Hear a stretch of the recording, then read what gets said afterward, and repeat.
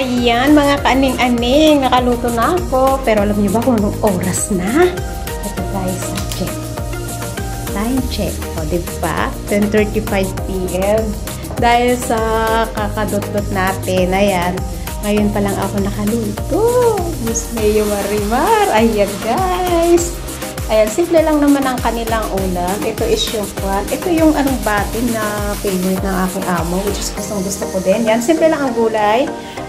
Ginisa ko yan sa oyster sauce. Ayan. Tapos, ito kasi dahil nga parang may sakit yung amo ko. So, nag-steam ako ng salmon.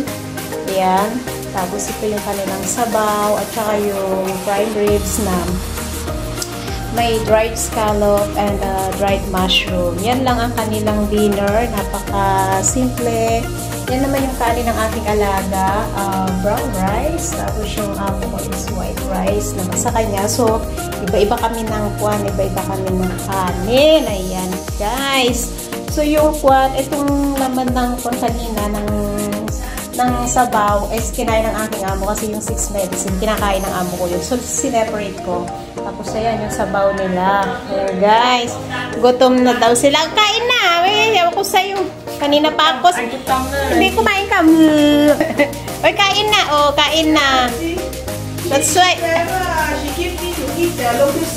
Yes! Right? You have to eat that one first before you eat the fish and the wedgie. Correct?